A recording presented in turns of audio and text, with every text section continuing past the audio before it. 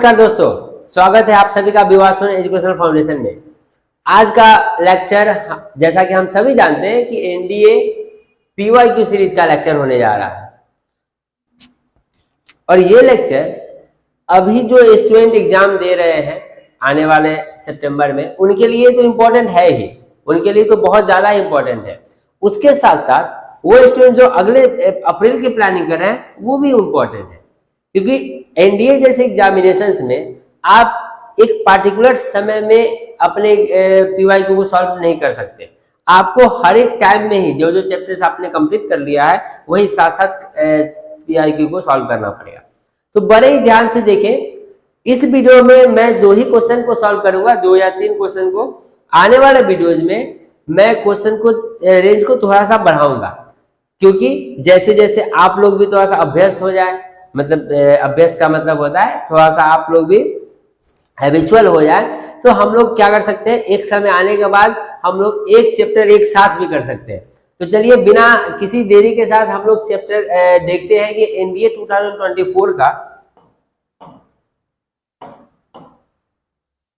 ये 2024 NDA 2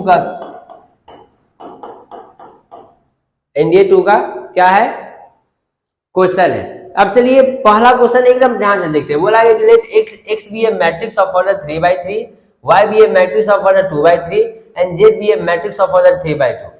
which of the following statement are correct. और मैंने रॉ फाइल रखा है आपके सामने। रॉ फाइल रखने का हम रॉ फाइल रखने का हम लोग के इंस्टीट्यूट का एक मकसद है ये कि स्टूडेंट से पीवाईक्यू सॉल्व न करे, पहले देखे समझे कि पीवाईक्यू के क्वेश्चंस को कैसे पता करें कि किन चैप्टर्स का क्वेश्चन है। हो सकता है कि बहुत सारा अगर हम सेपरेट करके दें तो आप इजी वे में कर सकेंगे, लेकिन आप भी एनालिसिस साथ साथ करेंगे कि पीवाईक्यू में कौन सा क्वेश्चन किस चैप्टर का है, कौन सा क्वेश्चन कौन से कॉम्बिनेशन का है। इसके अलावा हम ये भी प्रेडिक्ट कर सकते हैं कि कितना क्वेश्चन कैसे आ सकते हैं, किसका वेटेज क्या है। तो ये क्वेश्चन तो देखने में सही समझ में आया कि मैट्रिक्स का क्वेश्चन है, और ये बोला गया है कि एक मैट्रिक्स X है जो ऑर्डर 3/3 का है।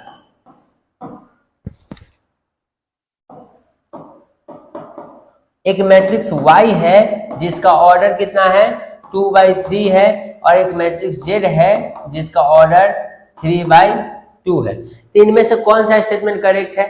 तो अगर हम देखें ZYX का मतलब Z और Y मतलब 3/2, 2/3, द आंसर इज 3/3। ओके, और इसके साथ हम लोग को लगाना था क्या, X का, तो 3/3 और X का 3/3, तो आंसर होगा 3/3। इसका मतलब पहला ऑप्शन एकदम राइट है कि हाँ मैट्रिक्स जो स्क्वायर है और 3/3 का है। अब कैसे इसको समझ लेते हैं आसानी से कि देखिए, जब पहला ZY मैट्रिक्स है तो Z 3/2 का और Y 2/3 का, दोनों का ये सेम है, कोई प्रॉब्लम नहीं, तो रिजल्ट क्या होगा, ऊपर पार्ट आ जाएगा। अब इसी को हम थोड़ा तेज कर देंगे। इस पार्ट में सबसे पहले YXZ का X और Z 3 और 3, तो जो मैट्रिक्स हो गया किसका, 3/2, और उसके साथ हम लोग को Y मैट्रिक्स का देखना था 2/3, तो 3, तो इसका क्या आ गया 2/2, और ये ऑप्शन भी क्या है, बिल्कुल ही सही है, क्योंकि ऑप्शन क्या हो गया, 2/2 का हो गया। ठीक है, अब XYZ is not defined, YZ matrix 2/3 मतलब 2/2, और उसके साथ X 3/3, ये इक्वल नहीं है, मतलब ये डिफाइंड नहीं किया हुआ। अब हमने इसको 23 से किया, मतलब ये भी सही है, मतलब statement 1, 2 and 3, D option is right.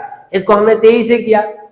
अब इसको समझने का एकदम सिंपल तरीका है कि जब हम मैट्रिक्स किसी 2 का मैट्रिक्स देखते हैं, जैसे हमने देखा कि एक 3/2 का मैट्रिक्स है, और जब ये मल्टीप्लाई होगा 2/3 से, तो हमें 2 चीज देखना है।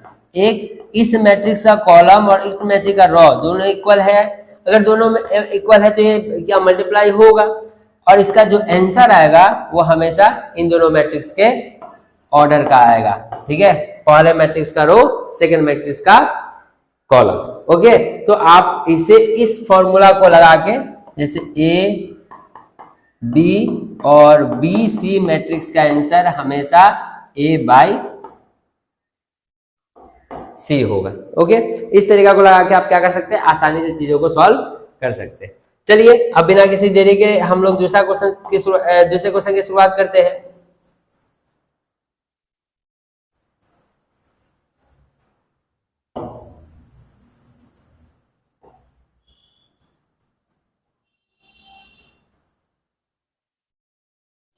अब दूसरा क्वेश्चन यह कह रहा था कि कंसीडर द फॉलोइंग स्टेटमेंट, दोनों स्टेटमेंट को कंसीडर करना है कि the set of all irrational number √12 and √15, इनके बीच में जितने भी इरेशनल नंबर का सेट हम लोगों ने बनाया तो क्या इनफाइनाइट है? बिल्कुल हाँ, कुछ करने का जरूरत ही नहीं है, क्योंकि दो नंबर के बीच का जो सेट है वो दो रेशनल से ऊपर जो भी जाएंगे किसी भी दो के बीच का क्या होता है, इनफाइनाइट होता है। दूसरा, द सेट ऑफ ऑल और integer less than 1000 finite set, बिल्कुल गलत है, क्योंकि 1000 के नीचे अगर हम जाते हैं तो there are lots of negative number, तो अपने पास नेगेटिव सेट भी बनेंगे। तो इसका स्टेटमेंट क्या है, 1 ओनली है। इस क्वेश्चन में हमें पेन तक लगाने की जरूरत नहीं है। ओके, अगर आपको कोई बात अच्छे से समझ में नहीं आ रही होगी तो कृपया करके पीछे नीचे अपने हमारे YouTube चैनल के नीचे कमेंट करें और उसे पूछे, मैं अगले वीडियो में उसे अच्छे से क्या करूंगा, एक्सप्लेन कर दूंगा। क्योंकि हम लोग यहाँ तेजी करने जा रहे हैं, तो मैं ये मान के चलता हूँ कि आप लोग जो बैठ कर देख रहे होंगे उनका कुछ बेसिक्स कंप्लीट होगा। चलिए अब हम लोग चलते हैं क्वेश्चन नंबर 3 की तरफ कि how many 4 digit number are there having all digit at odd.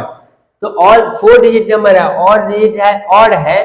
तो अगर हम देखेंगे तो 4 डिजिट नंबर में ऑड डिजिट है 1 3 5 7 9, तो अपने पास जो होगी 625 आंसर होगी। अब कैसे, ध्यान दें, जैसे यहां 4 डिजिट नंबर अगर बोला गया है तो ऑल डिजिट ऑड होने के लिए कितना पॉसिबिलिटी है, 5, मतलब इसमें पॉसिबिलिटी 5, रिपीटेशन का कोई बात नहीं दी गई है, तो 5, यहां भी 5 और यहां भी 5, दैट बिकम 625।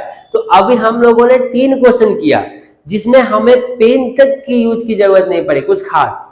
तो अगर हम इस तरीके से 2 इयर्स का क्वेश्चन या 5 इयर्स का क्वेश्चन कंप्लीट करके जाएं तो अगर हम लोग ने कॉन्सेप्ट जो पढ़ा है उसका ज्यादा बेहतर से यूज कर सकते हैं, और ये मैं आप लोगों को करके जरूर दिखाऊंगा।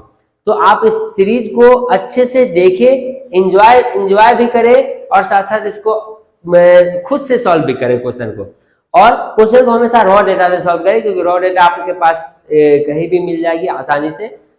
आप हमारे इंस्टीट्यूट के ऐप पर भी जाकर देख सकते हैं, ऐसे आपको ये इंटरनेट में भी अवेलेबल हो जाएगी। तो चलिए इस आशा के साथ कि आप इसको वीडियो को बहुत एंजॉय के साथ साथ समझेंगे, हम लोग मिलते हैं अपने नए लेक्चर में। तब तक के लिए जय हिंद, जय भारत, और आप लोग के आने वाले एनडीए एग्जाम के लिए all the best. Thank you. Thank you for learning with Vivas One Educational Foundation. For contents like this, follow us on Facebook and Instagram today.